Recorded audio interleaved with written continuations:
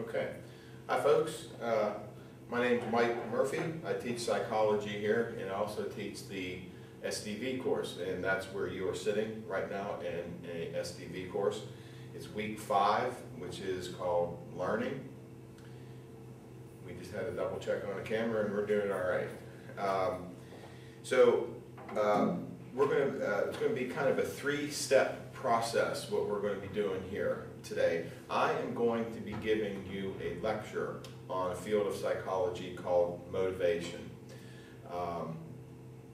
You are going to be, the second step is you are going to be taking notes on that lecture.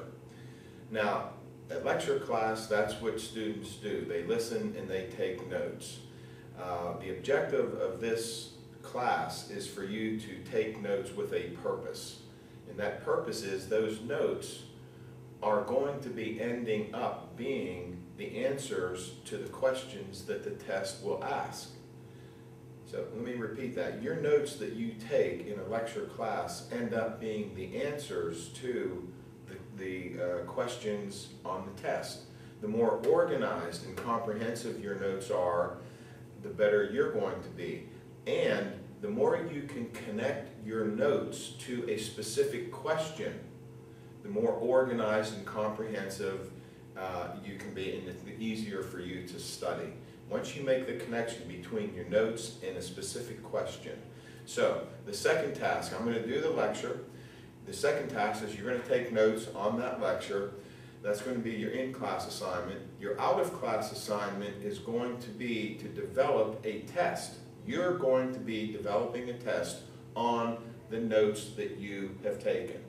So you're going to pretend to be a professor, and the notes that you've taken, you are going to develop a test on that. It's a 50-point test. You can develop any kind of test that you want. Essay questions, multiple choice questions, true-false questions, any combination of that, a 50-point test. What the objective, again, is to connect the notes that you take to specific questions. Okay? So let me go ahead and start the lecture. It's only going to last 15 or 20 minutes. And we'll start with motivation.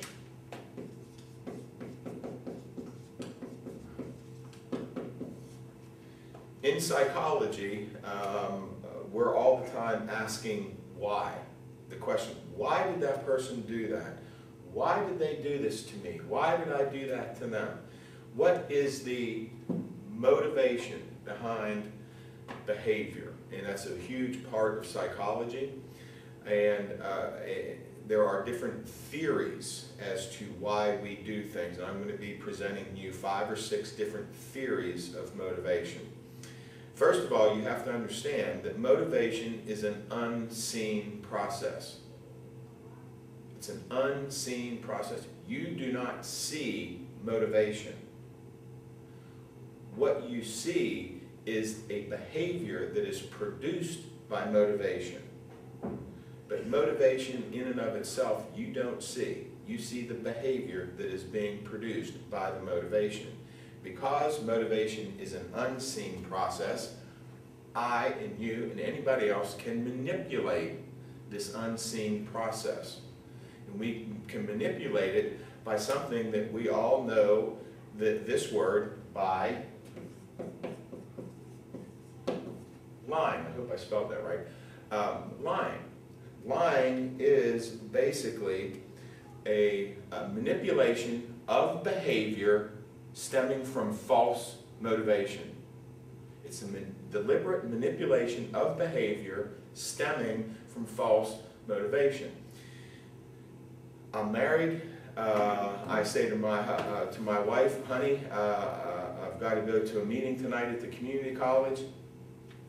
I'm a professor here at the community college. I have to go to work tonight. I have to go to a meeting at the college.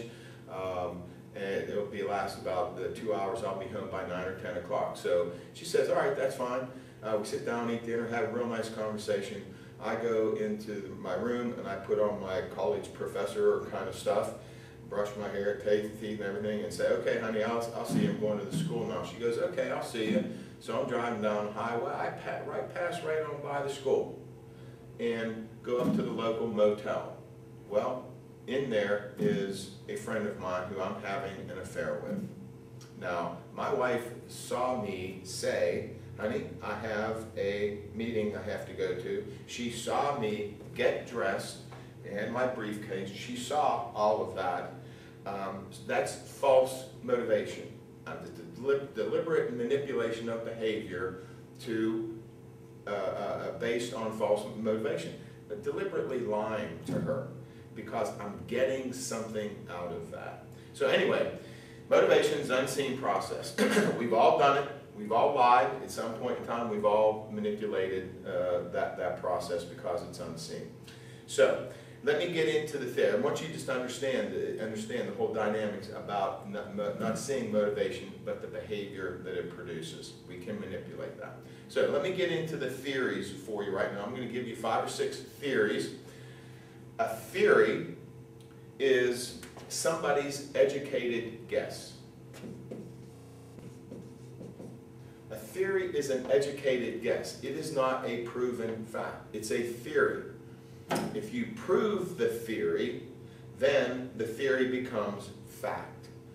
These, in psychology, it's so hard to sometimes pinpoint down one specific reason why we do things.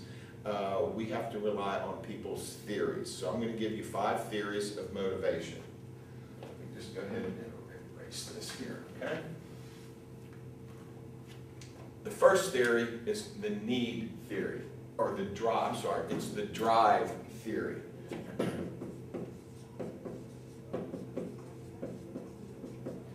This theory states that all behavior starts from a need.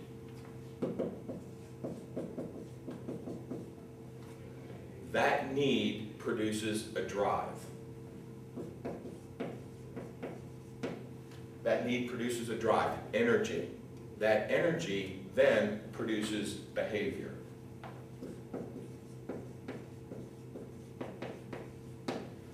Kind of common sense kind of things, but that's just the way that it is.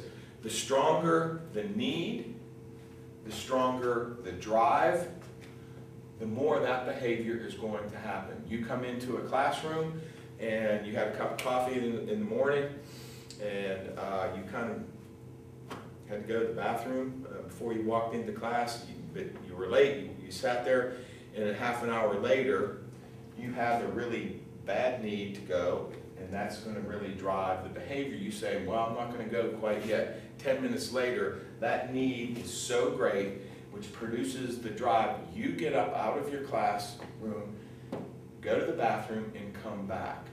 All right? That's a silly example, but it is an example of a need. The stronger the need, the stronger the drive, the stronger and the more behavior is going to show. We can apply this theory to most every behavior. It's a common sense thing. You see a behavior, you have to determine what the need is, and then that will produce the drive. Okay? First theory. Second theory is called the pull theory or incentive theory.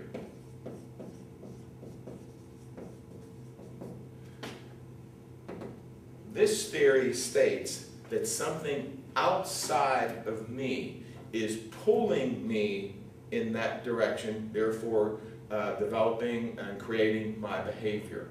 Something outside of me, external from me, is pulling me in that direction, therefore developing the behavior. Some examples of this would be commercials.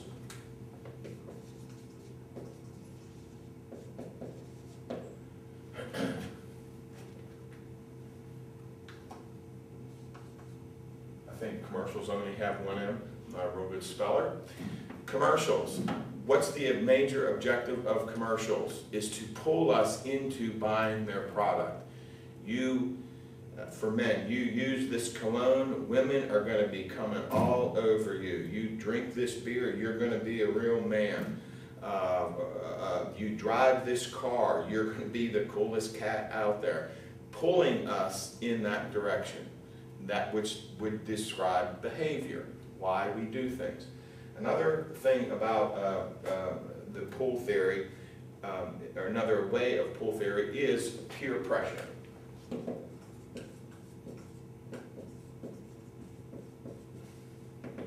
We all know what peer pressure is. It's something that something outside of us is pulling us to do that. Peer pressure is oftentimes looked at as the negative thing, and oftentimes it is.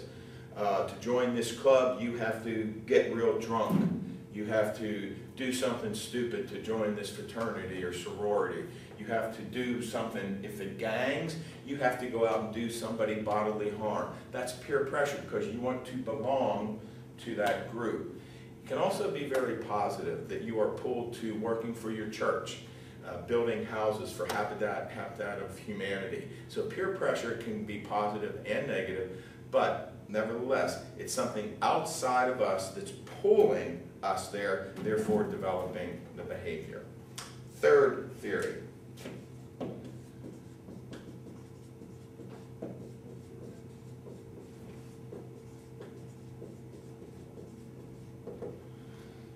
Optimal level of arousal theory or arousal theory.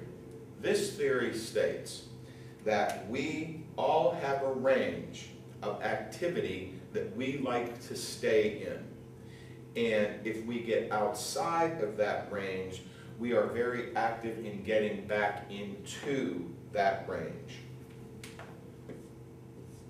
Let's say that's my range. This is my top of activity. This is my bottom of activity.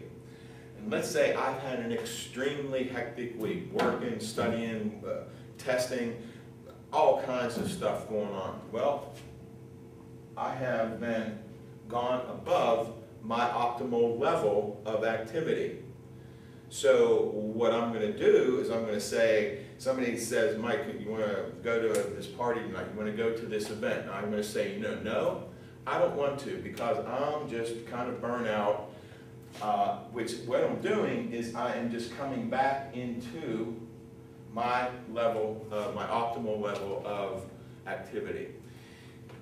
If this is my bottom level, I've been laying around the house for 3 days. Somebody says, do you want to do this? I jump on it. I said, yeah, I want to do that. Because why? Because I'm trying to get back into my optimal level of activity. This doesn't explain all behavior, nor does any of these theories explain all behavior, but it can explain some behavior. And aside on this, that if you're with a partner, if you have a partner,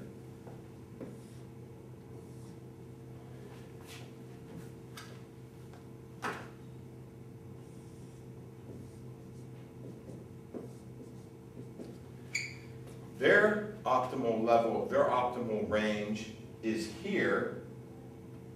Your optimal range is here. What do we call that? We call that trouble. This couple probably is not going to make it because of the different ranges of optimal level of arousal. Okay? The fourth theory is unconscious theory. Unconscious theory. This theory developed by a guy by the name of Sigmund Freud, who believed in the unconscious process. Unconscious meaning we are not aware of things. We can depict unconsciousness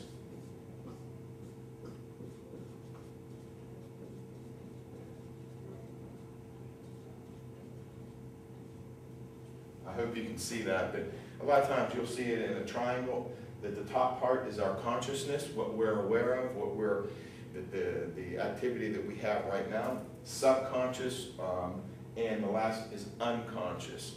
He says, the unconscious theory, that our unresolved needs, wants, our desires, our motivations, all of those things, and the unconscious level is the thing that drives our behavior. Right? This is a fairly abstract theory, but it can answer why would a woman who's married 3 times, every time to a drug addict, what is driving her to marry that type of person? She probably doesn't know. This theory can say, well, it's because of different things. Maybe she wants to save that person. Maybe she wants to coddle that person, whatever it is. But the fact is, she doesn't know why she's attracted to a destructive relationship like that. Unconscious theory can perhaps provide some information on that. All right, unconscious theory. The fifth theory, I hope you can see that, is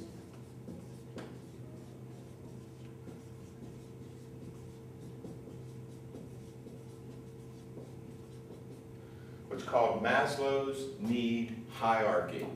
This is a theory that would be good for you to know because it really, in sociology, philosophy, ethics, all of those things, they make reference to Maslow's need hierarchy. What this is, I'm going to erase this right here. Maslow's need hierarchy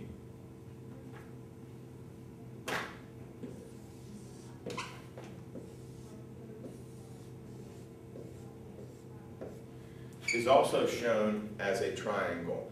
What he says is that we have to fulfill certain sets of needs that we have before we can move on to fulfilling other needs. The first set of needs that he says that we have to fulfill are our basic biological needs. Food and water. You know, if you're starving to death, if you're thirsty, haven't drank anything, you don't care what your hair looks like. You don't care if you're color coordinated with your clothes. You only care about one thing. That is fulfilling that biological need. In our country, in the United States, most of us don't have any problem with that, don't even think twice about it. But that's not the case for the world, unfortunately. Some people are wondering where their next meal is going to be coming from.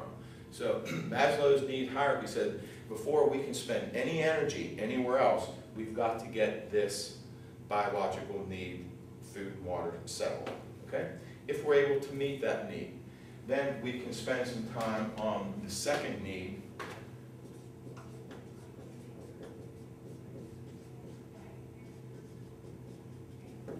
called safety and security. This means physical safety and security and also psychological safety and security. Here, I guess we live in a fairly safe place in the ghettos of DC or Los Angeles. Your safety and security needs may be your #1 priority. You just want to be able not to have to be shot by a gang or be in the wrong territory or whatever. You get the idea. Again, most of us here in our United States pretty much have safety and security. Most of us, a lot of us don't. But that's the second need. If he says, Maslow says we're able to fulfill that need, then we can put some time into our need to belong.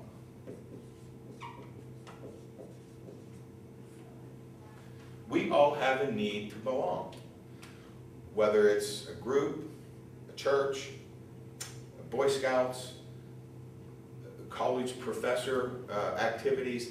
We all have a need to belong. Again, this need, depending on how strong our need is to belong, that's going to produce the drive, which is going to produce the behavior. This is a stronger need for some people, lesser need for others. If it's a lesser need, then we might be looking at that person being maybe sometimes being considered a loner, wanting to do things by themselves, an introvert at the extreme. They don't want to go to the parties, they just are happy being by themselves. That's on one end. On the other end is somebody who really, really, really needs to belong to a lot of different groups or specific kinds of groups. Again, peer pressure comes involved in this. You see how all of these kind of theories can feed into one another. So we have a real need to belong. If we have fulfilled that need, then we can spend some time on fulfilling the need for self-esteem.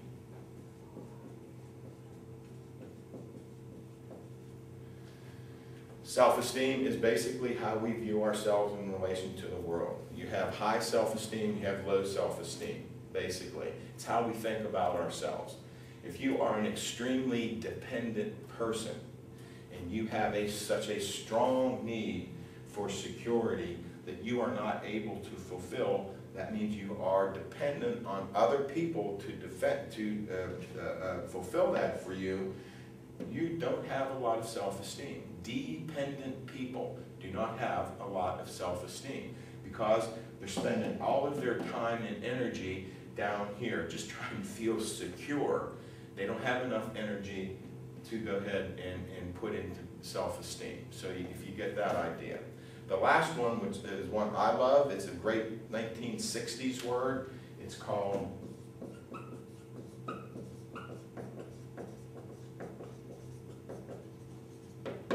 self-actualization.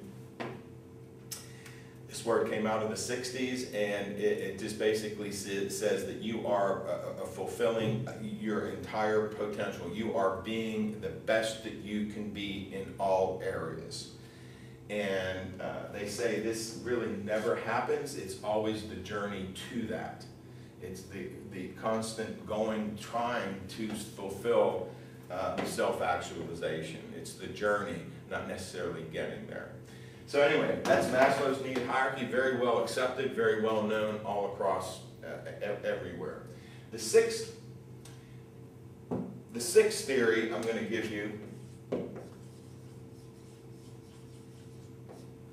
it's not a theory. This is reflexes, but this is an explanation as to how and why infants behave up to 4 or 5 months old. They rely on their reflexes. Reflexes are built-in behaviors, genetically pre-wired behaviors that we have. The sucking reflex, whenever a baby's born and put on the mother's breast, they automatically turn to the nipple and start sucking. Nobody's taught them that. They've just been born. Nobody's taught them how to suck, what's there. It's genetically pre-wired. So reflexes for the first 3 or 4 months of a child's life govern their behavior. Then learned behavior then kicks in, and reflexes kind of take a back seat. One of my most favorite reflexes is the swimming reflex. You throw a 5 or 6 month old child into a swimming pool, I'm not recommending that, but if you did, that child would automatically hold his breath or her breath, come to the surface, and rotate on their back automatically. Nobody's ever taught them how to do that. It's a swimming reflex that goes back thousands and thousands of years of our anthropological history. Very, very cool. Go to YouTube, put in the swimming reflex, and you will see what I mean. It's very cool to watch. There's 2 words that I wanted to talk about, and then I'm going to be finished. They have connected to needs, and I present you these words because we use them all the time. Conflict.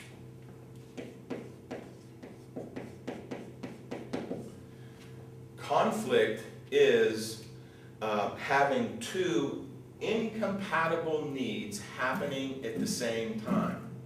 2 needs, you're feeling 2 needs, you can only fulfill one. They're incompatible. You can't do both. I have a psychology test tomorrow. My best friend's having a birthday party tonight. Okay? You can't do one or the other. Or can you? If you are a good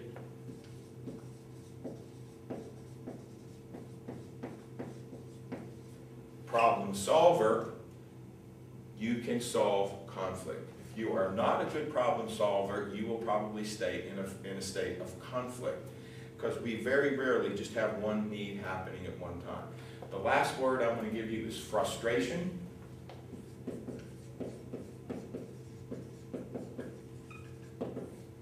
Frustration is a need that is being blocked. The fulfillment of that need is being blocked. You have an important interview to go to or an important class to go to. You're speeding down the highway. You come in behind one of these big combines that's going 15 miles an hour, you're running late, you can feel it. You can feel the frustration, and the frustration is that need that you have, the fulfillment of that need, getting there on time, is being blocked. That's frustration. So take a look at these words in conjunction with these theories. You may find out a few things about your conflict or frustration, or find out what theory or combinations of theories fit you and your personality best. I want to thank Charlie Kilman for helping me out with this, and I hope you got something out of it, and good luck to you.